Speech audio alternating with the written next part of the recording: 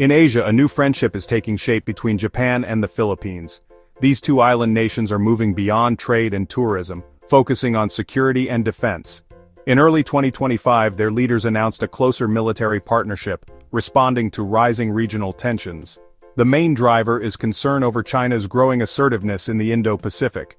By joining forces, Tokyo and Manila aim to protect their interests and maintain peace. This partnership includes military dialogues and sharing defense technology, signaling a serious commitment. For Japan, this marks a major shift from its post-World War II pacifism to a more active security role. The alliance is becoming a key feature in Asia's political landscape, born out of necessity and a shared vision for stability. As cooperation deepens, expect more joint exercises and strategic planning. This is about more than two countries, it's about keeping the seas open and free for all. Together they're navigating a complex and challenging world. A cornerstone of this partnership is Japan's plan to provide military equipment to the Philippines.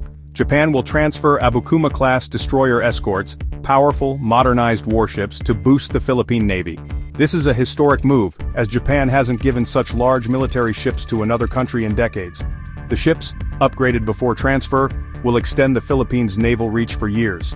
The agreement also allows Japan to share radar, communications, and other advanced military technology. The goal helps the Philippines build a credible defense posture and deter aggression. This is possible thanks to Japan's relaxed arms export laws, which now permit transfers that promote peace and serve national interests. By strengthening the Philippines, Japan also strengthens its own security and regional stability. This is more than aid, it's a strategic move to build a network of like-minded partners. The partnership is a clear example of Japan's new, proactive defense policy. For the Philippines, it's a cost-effective way to modernize and protect its vast maritime territory. Together, they're building a stronger, more resilient alliance. The South China Sea is at the heart of Japan and the Philippines alliance. China claims almost the entire sea, overlapping with the Philippines and other nations. China's assertive actions threaten the Philippines' sovereignty and economic rights, blocking fishing and resource exploration. Japan, though not a claimant, relies on these waters for trade and fears any disruption. Both nations see China's moves as a challenge to international law and regional stability.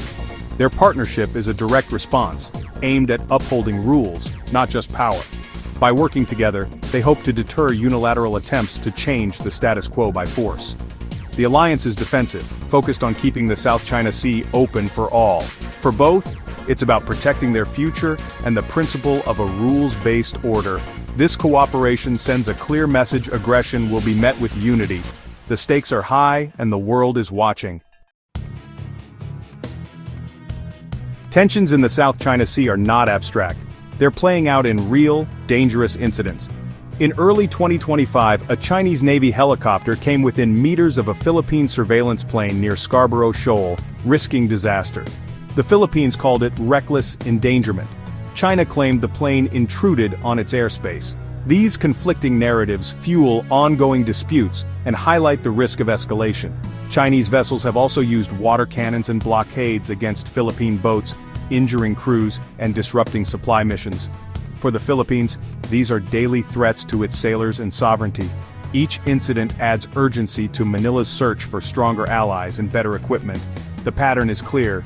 China's actions are pushing the Philippines to deepen defense ties with partners like Japan. These aren't distant political issues, they're matters of national survival. The region is on edge and the risk of conflict is real. That's why the Japan-Philippines alliance matters now more than ever. It's a response to immediate, tangible threats. China has reacted sharply to the Japan-Philippines military partnership. Beijing sees the alliance as a direct challenge to its regional influence, not just a defensive move. Chinese officials have condemned the deals, framing them as part of a US-led effort to contain China. When Japan announced the warship transfer, China issued stern warnings, invoking Japan's World War II history to cast doubt on its intentions. State media portrays the alliance as destabilizing, accusing the Philippines of inviting foreign interference. This narrative aims to rally domestic support and paint China as a victim of encirclement. At its core, China's opposition is about maintaining dominance in Asia and resisting outside involvement. Beijing insists disputes should be settled bilaterally, without interference from Japan or the US. The strong rhetoric signals China's determination to push back against any challenge to its ambitions. The Japan-Philippines partnership is now a flashpoint in the broader contest for regional power. The stakes and the tensions are only rising. The Japan-Philippines partnership is backed by a powerful ally, the United States. Both countries have mutual defense treaties with Washington, creating a strong security guarantee. The U.S. has repeatedly voiced support for the Philippines in its disputes with China, calling for an end to dangerous activities. This support is more than words. Joint naval exercises with Japan, Australia, and the Philippines demonstrate unity and resolve.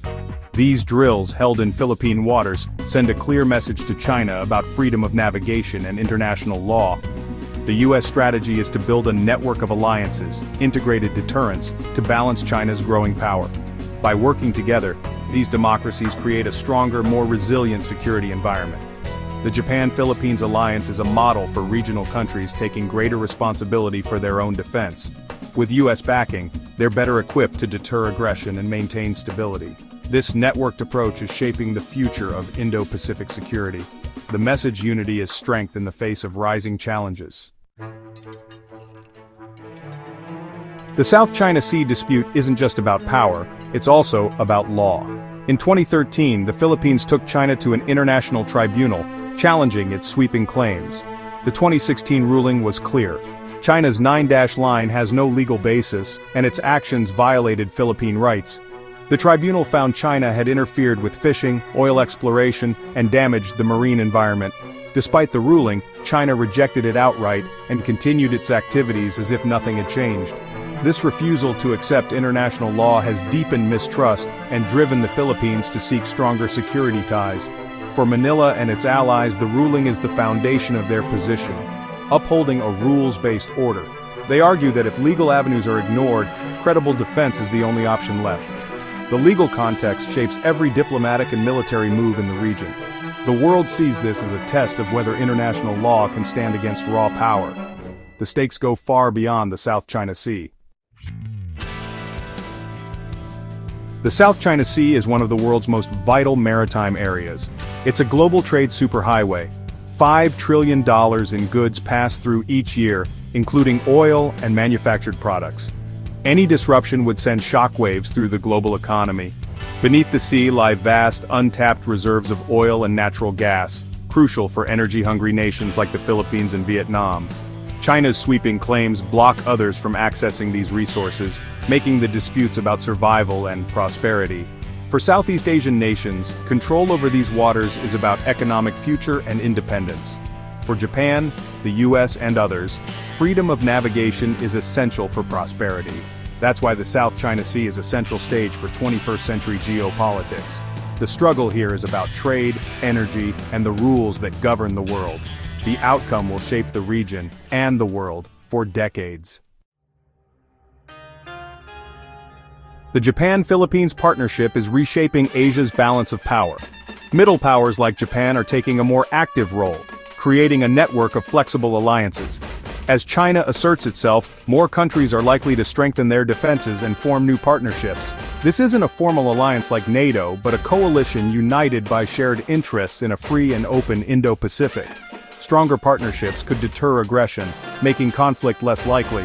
But there's also a risk of greater division and an arms race if China feels encircled. The future depends on whether this new balance leads to stable deterrence or dangerous competition. The Japan-Philippines alliance is a test case for the region's path forward. Will it bring peace through strength or fuel further rivalry? The choices made now will define Asia's future. The world is watching as a new order takes shape.